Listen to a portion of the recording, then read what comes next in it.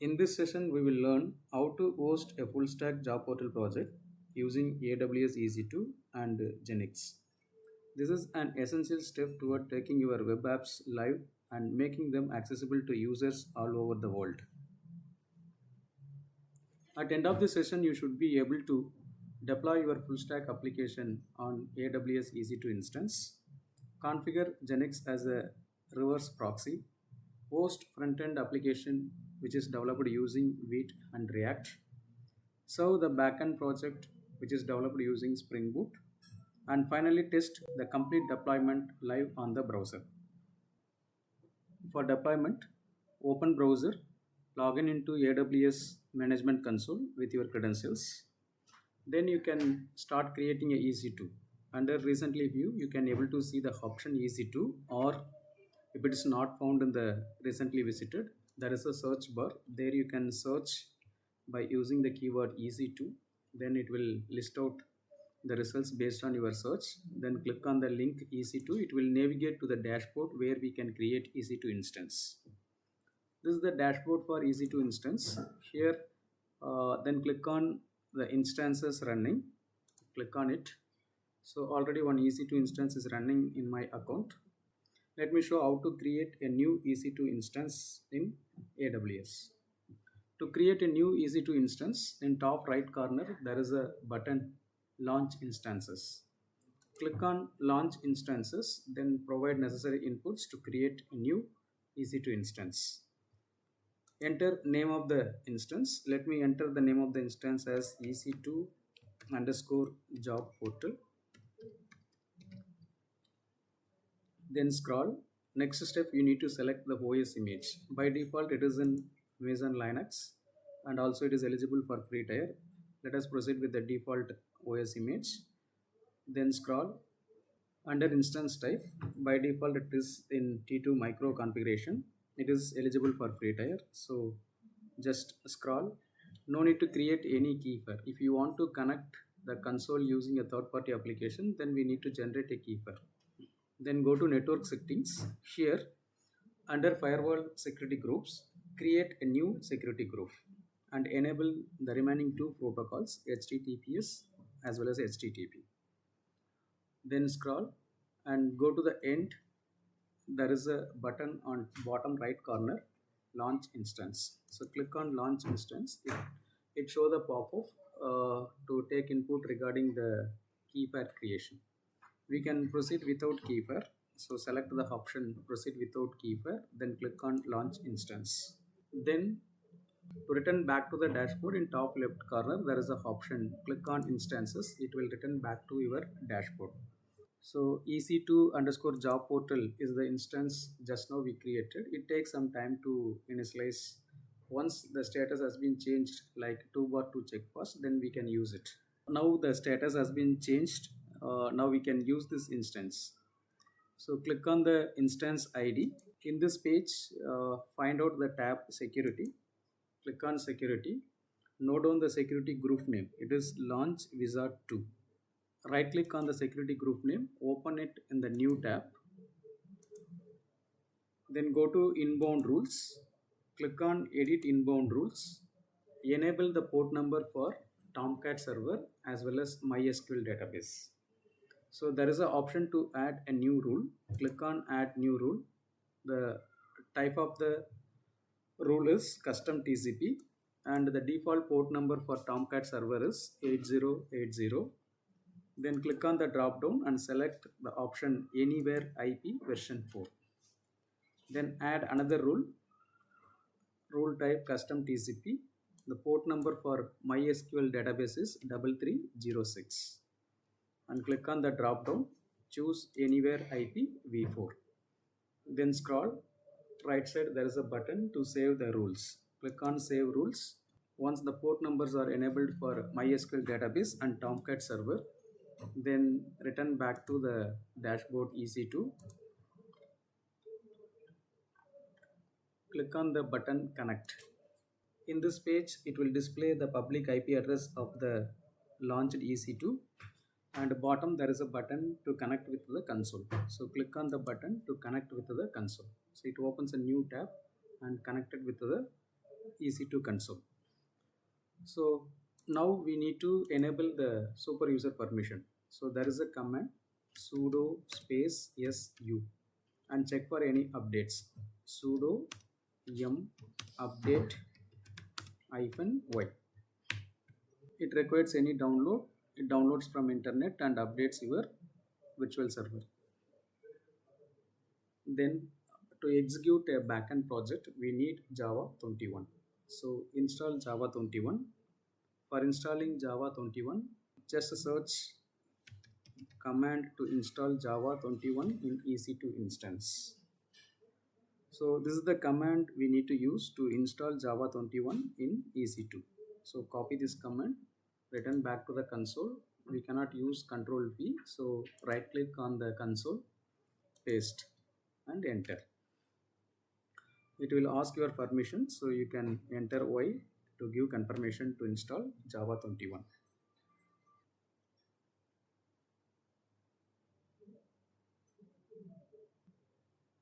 Once Java is installed, for double check, you can execute the command java space -version.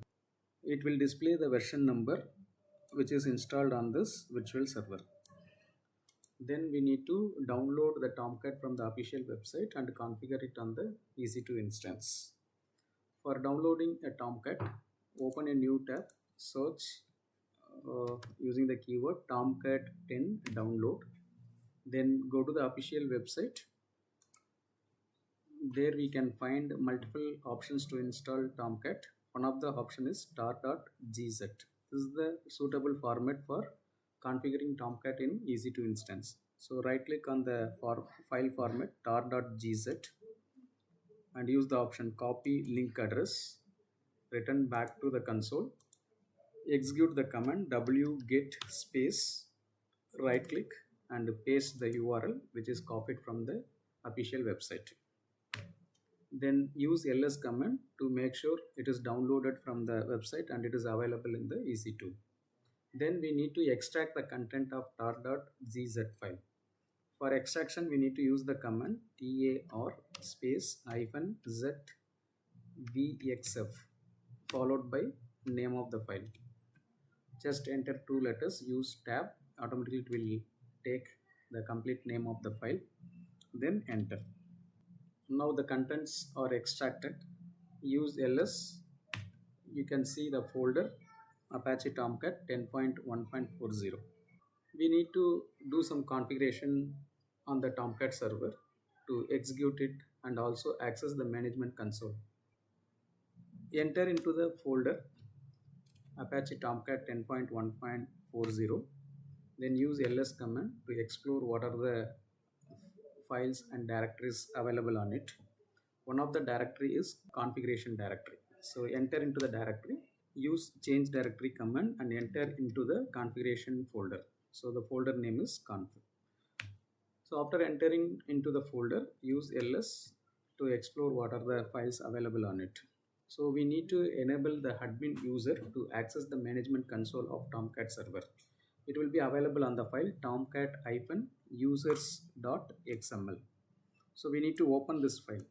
Command to open the file is sudo space nano followed by the name of the file tomcat-users.xml. So we can use up and down arrow to move the cursor on the file content. So you can use down arrow and find out the command line which is given as a reference to create user for accessing management console on the Tomcat server. So it is given in the command line. So we need to enable this. So I'm removing the command line here. Then I added the command line. So that means I'm enabling this statement username equal to admin and password equal to provide a valid password to access the management console. So let me give the password pwd@1006. You can use any password. Then make changes on this file system. So use Control X. It will ask your confirmation yes or no. Then press Y. and enter. Then return back to the home folder, cd space double dot. Now we are in the home directory, Apache Tomcat 10.1.40. Then navigate to the folder web apps. Then we need to enable the remote access of Tomcat server. So there is some configuration required inside web apps. So enter into the web apps, cd space web apps. List out all the folders available on it. There is a folder called manager. So enter into the folder manager. Then enter into meta inf, cd space meta inf. Inside meta inf there is a file called context.xml. So open this file by using the command sudo nano space name of the file context.xml. Open it and go to the tag value. So make this tag as a command line.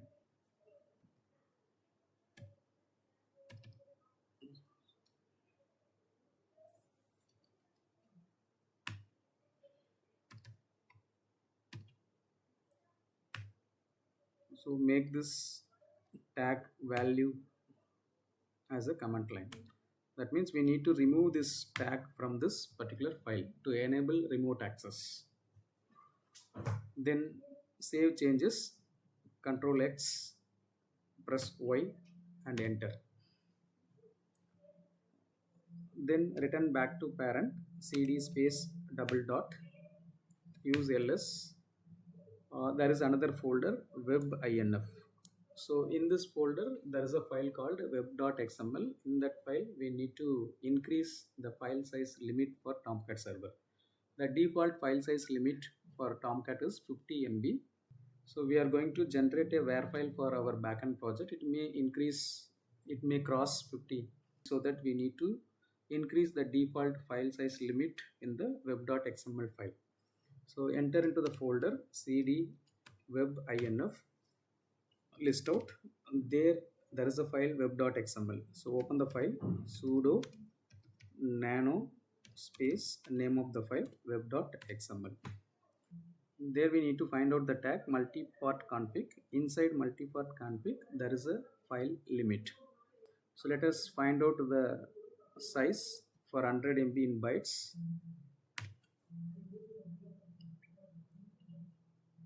So this is the exacted value. So copy and go to the console, remove the default value. It is equal to 50 MB. So I'm removing the default value on the max file size. Then right click, paste the value which is copied from the Google result, and also the maximum request size. So make these two changes and then save. Control X, press Y, enter. Now all the configuration is ready related to the Tomcat. Then we need to start the Tomcat. So return back to the home folder, cd space double dot again. Now we reached the home folder. Inside there is a folder called bin. So we need to move to bin to execute the Tomcat server. So enter into the bin folder, cd space bin. To execute Tomcat server, there is a shell file startup.sh. Execute it. We will get a message Tomcat started. Once we got the message Tomcat started, copy the public IP and open a new tab, paste it, followed by the port number. Default port number for Tomcat server is 8080. Then enter. It will open a default page which is running on the configured Tomcat server in EC2. Then click on Manager app. It will ask you to enter username and password. So we need to provide the username which is enabled on the configuration file, admin. Then I provided the password pwd at 1006. Then sign in. So we can able to access the application manager of Tomcat server. Next, we need to generate a WAR file for our backend project and deploy it here. If application is hosted on the cloud, the database also must be on the cloud. So we need to create a database before generating a WAR file. So go to your management console, search for the feature RDS, Relational Database Service. Then click on the first link, open it as a new tab. It will open the dashboard where we can create a cloud database. Then click on DB instances. Already one database service is running in my account. Let me show how to create a new database service. In top right corner there is a button create database. Click on create database. Then we can give some inputs to create new database service. The first step, there are two options, standard create and EC create. We can proceed with standard create. Next, we need to choose the database. So we are using MySQL as a database. So select MySQL. Then make sure the version 8.0.40. By default, it is in 8.0.40 only.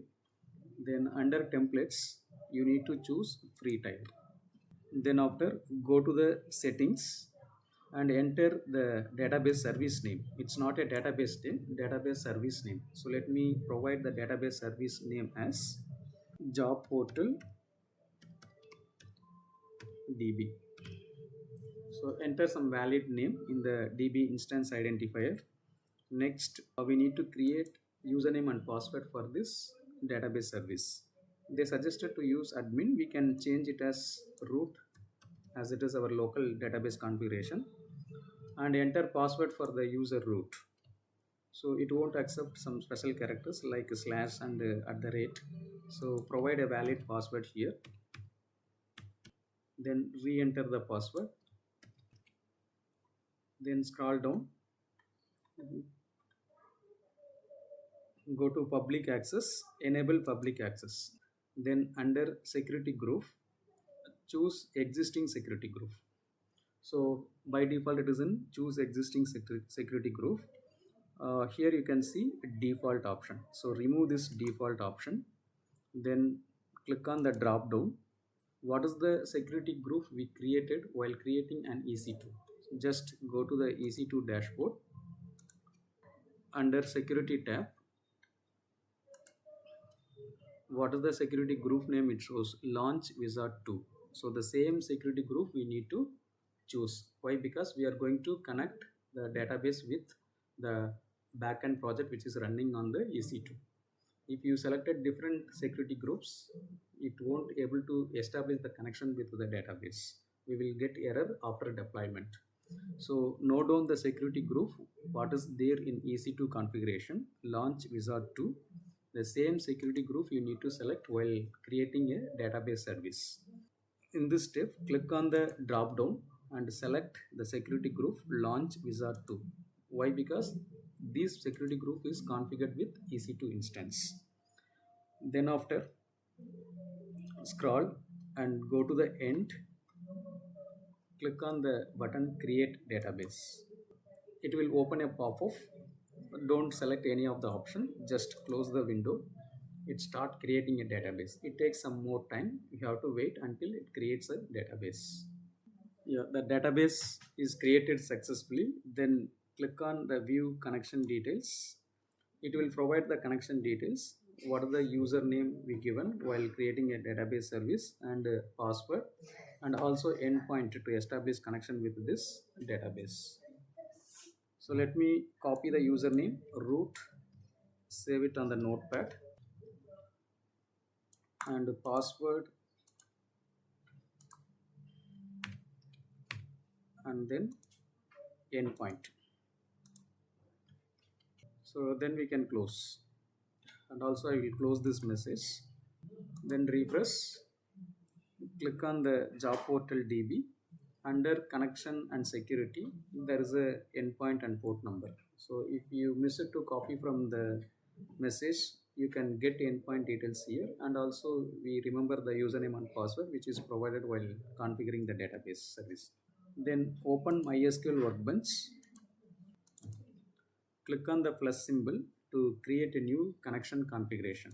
So click on plus symbol, enter the connection name as AWS. In the place of host name, remove the default IP address and paste the endpoint name. So return back to the dashboard. Under connection and security, there is a endpoint name, and also I copy pasted on the notepad.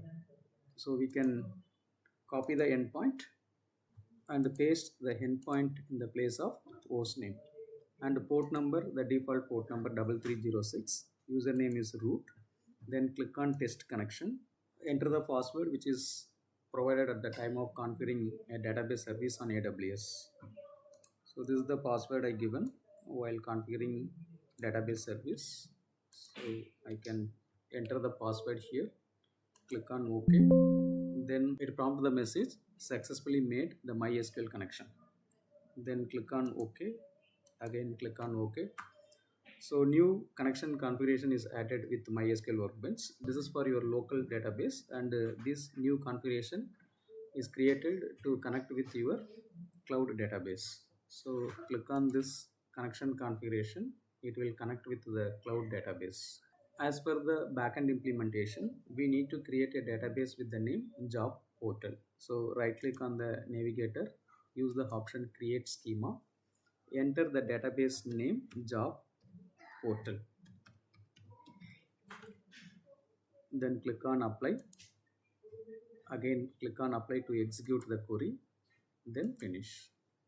So one new database is added, job portal. So there is no table. Once configured in the backend project and it is deployed, the tables will be created automatically. So open your backend project in Eclipse and go to the file application.properties, which is available on the build path src main resources. Open the file application.properties. There is a configuration for MySQL. You need to replace the localhost with your endpoint to connect with cloud database.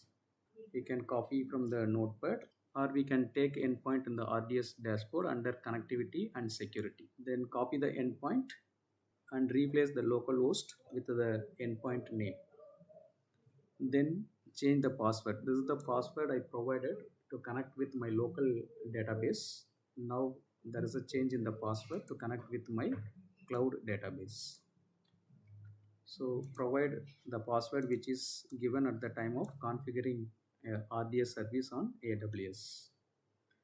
So make these two changes in application.properties, save and close and start deployment. Right click on the project name job portal, run as Spring Boot app. Once it is started, then go to MySQL Workbench, right click on tables, refresh all.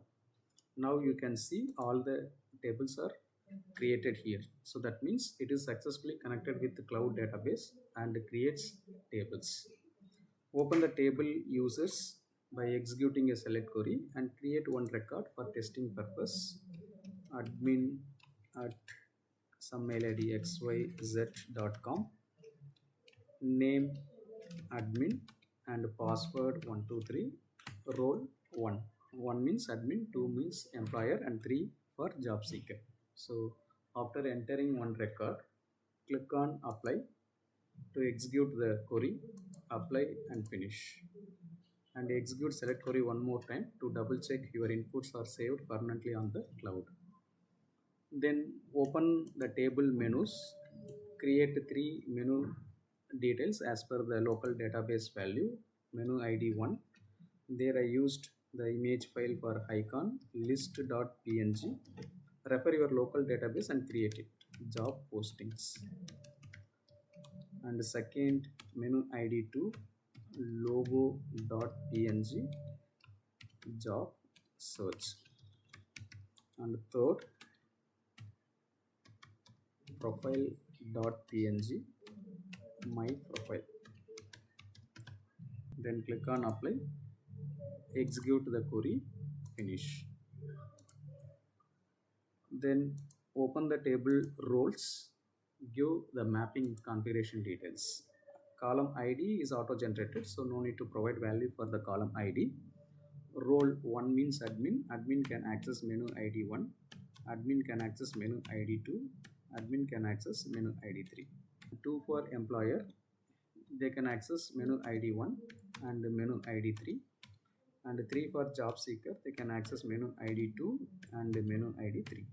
So these values also you can refer your local database table roles and then provide inputs here, then apply, execute, finish. So now everything is ready, then we can generate a WAR file. So go to the Eclipse backend project, open form.xml and find out the tag build. Inside build tag, provide final name for your project.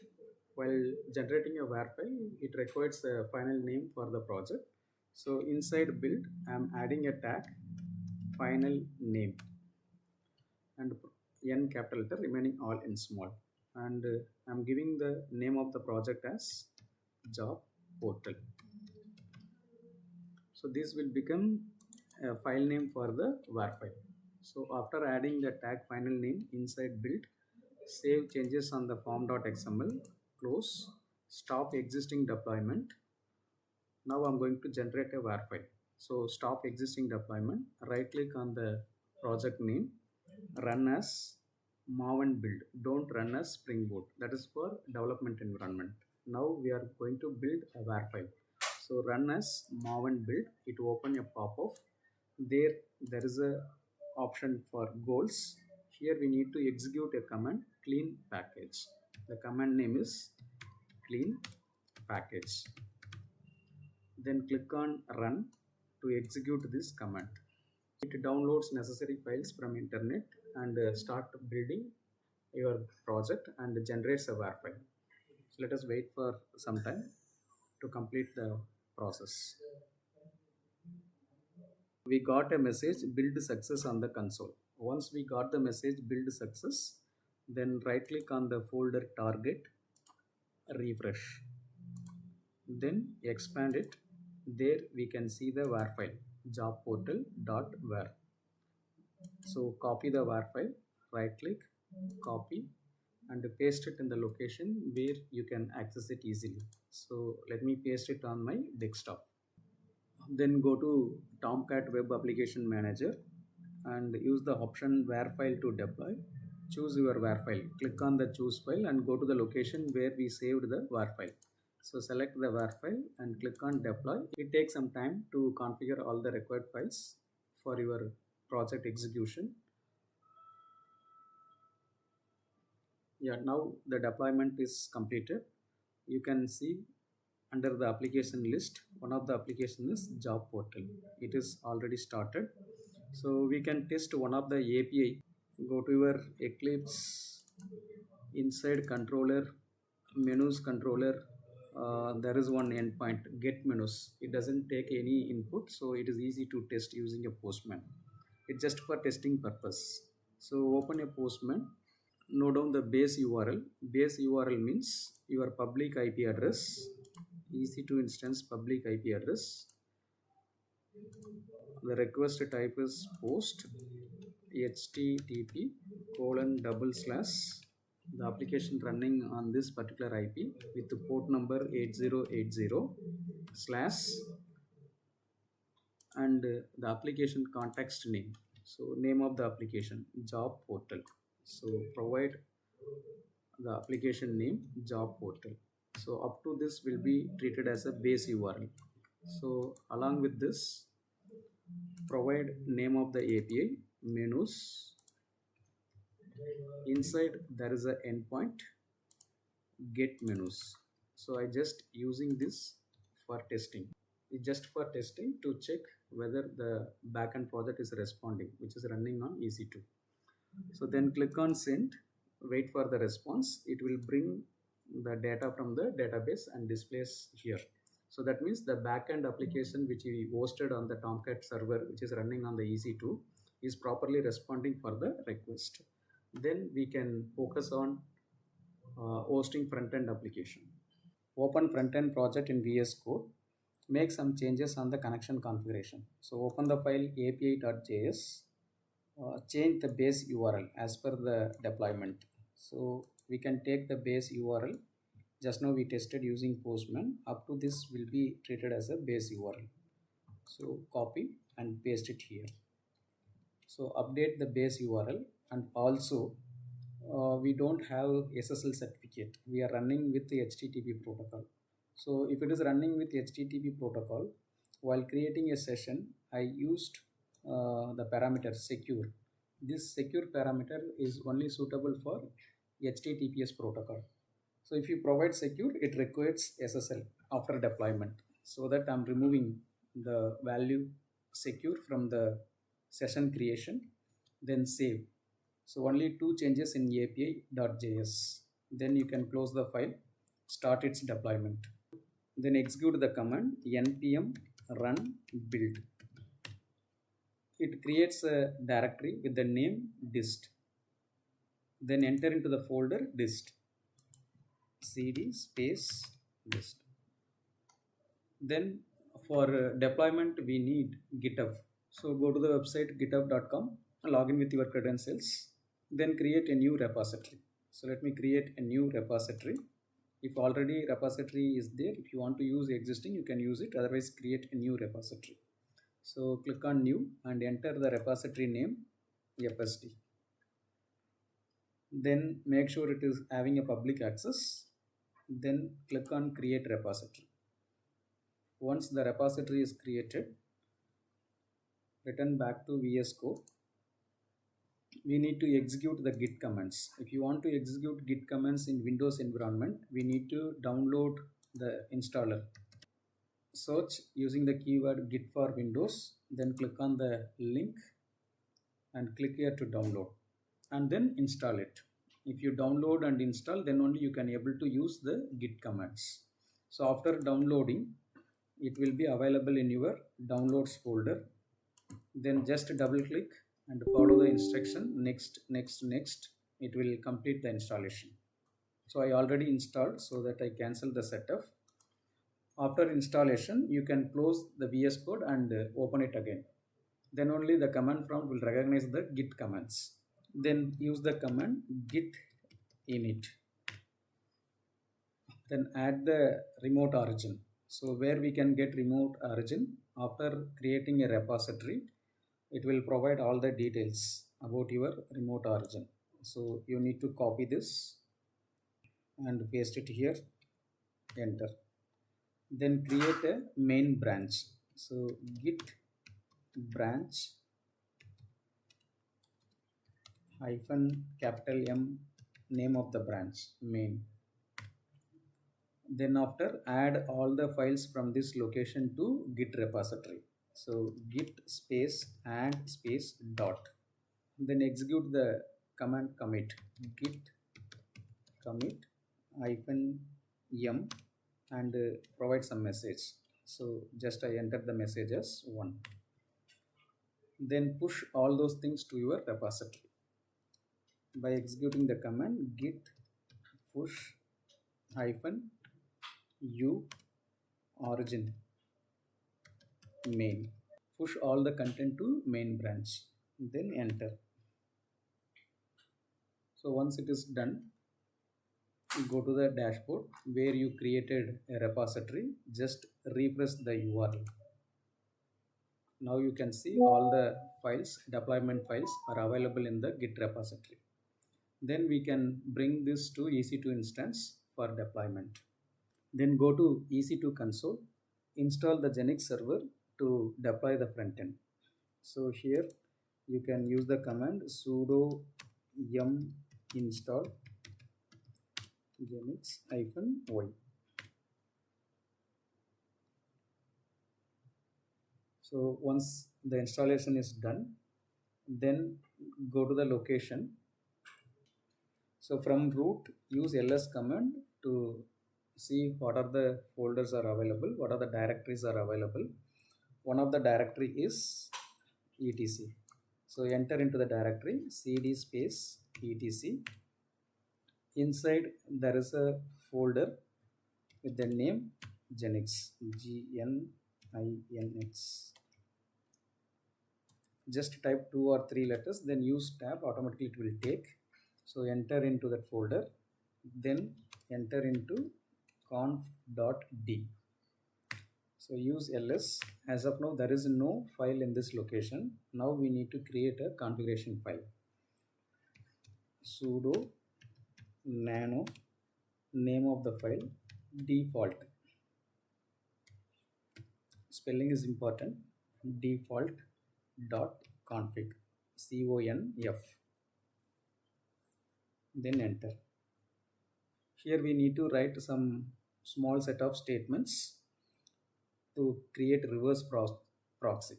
Here we need to write a small script to create reverse proxy. I will share the script in the video description, so you can copy and paste it. Then save changes, Control X, enter Y, and then press enter. Next we need to test whether this configuration is accepted by the NGINX server. So by executing this command we can test. So there is an issue. So open the file again. So here we need to provide a space. I forgot to give the space. Control X, yes, enter. So now execute the command to test. So go to line number 8. Here I missed semicolon. Control X, yes, enter. So now execute the test command. It will give status OK. If there is no error in the script, we will get a message OK. Then we need to restart the NGINX server. For restarting, we need to use the command sudo space system control, system ctl space restart space NGINX. So once it is restarted, copy the public IP, open a new tab and paste it, enter.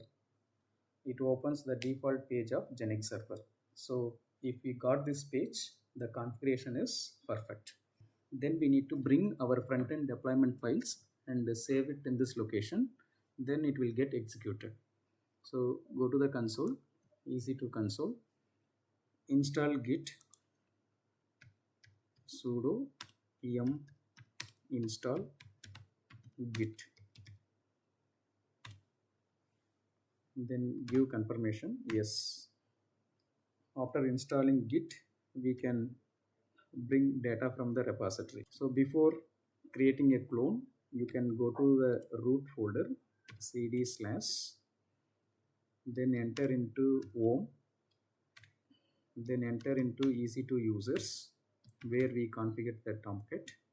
There I'm going to bring data from the repository, git clone space the URL of your repository. So go to your git repository, click on the code, you can get the URL. So copy this URL and paste it here, right click, paste, then enter. Now it will bring all the data from your repository. Use ls command, it creates a new folder with your repository name. Now we need to copy the content of FSD to NGINX server location. Then use the command cp-r, take all the files from the folder FSD, move to the location /users/share. Inside there is a folder NGINX, inside there is a folder HTML. So this command will copy all the content of your front end to the location of NGINX server. Enter. Yes. So it overwrites the content. Everything is ready. Then restart the NGINX server. So there is a command we used to restart, that is sudo systemctl restart NGINX. So once the server is restarted, then copy the IP address copy the public IP address, go to new tab, paste, then enter, refresh. We will get output of the front end. So we successfully hosted backend and also front end. So let me sign in by using the mail ID and the password which is available in the cloud database. Then sign in. It will navigate to the dashboard. So we can use this public IP to access this website in all devices all over the world.